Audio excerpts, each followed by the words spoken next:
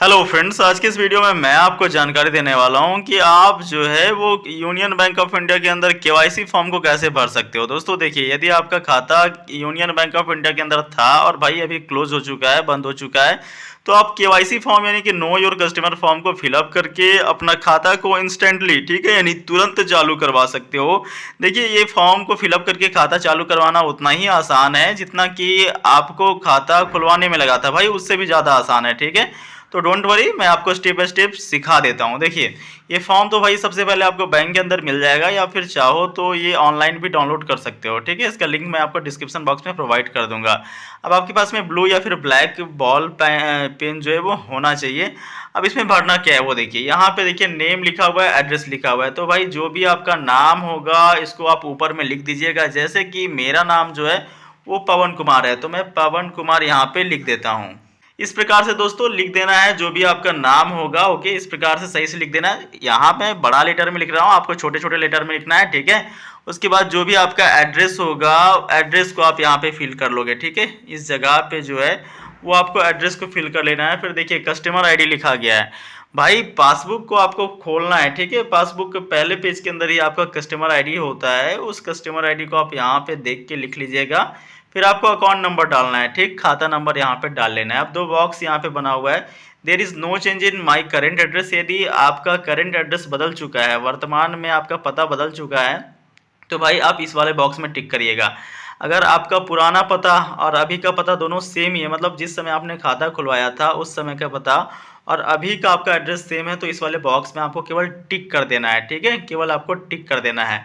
उसके बाद भाई जो भी आपका कंप्लीट एड्रेस है, यहाँ पे फ्लाइट नंबर अगर होगा तो डाल सकते हो, नहीं तो खाली छोड़ दीजिएगा, ठीक है। रोड नेम, लैंडमार्क, लैंडमार्क के अंदर आसपास में कोई मंदिर, मस्जिद, गुरुद्वारा कुछ भी हो भाई, बैंक हो, दुकान हो, कुछ भी, लैंडमार्क का मतलब ही होता है चिन्ह, ठीक है। तो जो भी होगा आप यहाँ पे डाल सकते हो। जैसे हमारे आसपास में हनुमान जी का मंदिर है, तो भाई मैं यहाँ पे लिख देता हूँ हनुमान मंदिर। ओके, इस प्रकार से जो भी आपके आसपास में होगा तो भाई लिख सकते हो। सिटी का नाम अपना लिख सकते हो यहाँ पे, स्टेट का नाम यहाँ पे लिखना है, पिन कोड यहाँ पे डालना है, उसके बाद अपना 10 डिजिट का मोबाइल नंबर डालना है, ठीक है। ये टेलीफोन ऑफिस भाई इसे आप खाली छोड़ दीजिएगा, रेसिडेंस खाली छोड़ दीजिएगा, ईमेल आईडी आपको पता है तो आप डाल लीजिएगा। आगे आपका मदर नेम, फादर नेम यानी माता का नाम और पिताजी का नाम यहाँ पे आपको लिख देना है। डेट ऑफ बर्थ आपको दिन, महीना और साल के क्रम में डालना है, ठीक है। यहाँ पे आप दिन डालिएगा, यहाँ पे महीना और यहाँ पे साल, ठीक। अब भाई यहाँ पे पैन नंबर है, आपको पैन नंबर डालना है।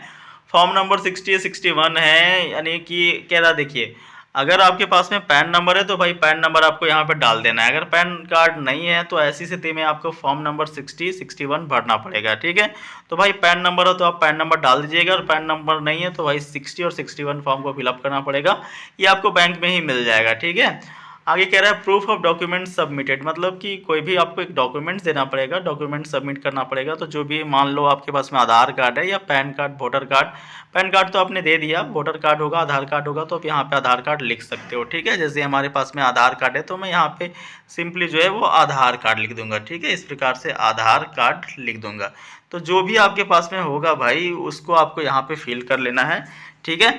उसके बाद यहाँ पे जो अगला पॉइंट दिया गया है, जो कि देख पा रहे occupation for individual by specific, क्या आपका पेशा है। मैं तो स्टूडेंट हूँ भाई, तो मैं यहाँ पे स्टूडेंट लिख देता हूँ। बाकी आप हाउस वाइफ या फिर जो भी होगा, फार्मर होंगे, जो भी होगा भाई लिख लीजिएगा। यहाँ पे कॉन्स्टिट्यूशन लिखा गया है, तो कॉन्स्टिट्यूशन में आपको कुछ भी नहीं करना है। एनुअल इनकम जो भी आपका होगा इन लाख्स में, हमारा तो 1 लाख है तो मैं यहाँ पे 1 लाख लिख देता हूँ। भाई मैं स्टूडेंट हूँ, मेरा कोई इनकम नहीं है फिलहाल, तो यहाँ पे अगर आपका इनकम होगा तो 1 लाख यहाँ पे लिख दीजिएगा, ठीक है। जो भी होगा आपका major source of income, income कहाँ से प्राप्त होता है, तो जहाँ से भी प्राप्त होता होगा, जैसे खेती बाड़ी से होता होगा तो भाई आप फार्मर से आप लिख सकते हो, एग्रीकल्चर लिख सकते हो यहाँ पे, ठीक है। एग्रीकल्चर लिखने में कोई इशू नहीं है, आप लिख सकते हो, ठीक है।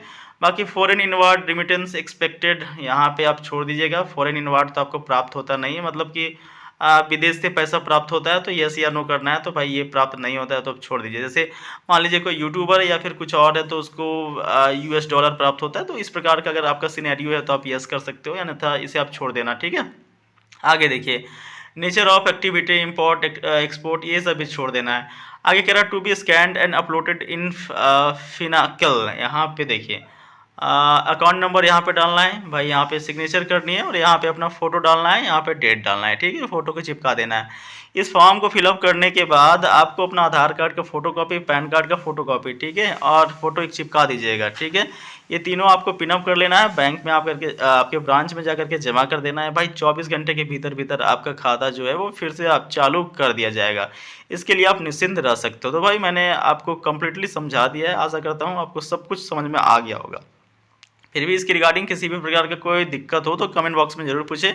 बाकी मिलते हैं दोस्तों अगले वीडियो में, तब तक वीडियो पूरा देखने के लिए बहुत बहुत धन्यवाद।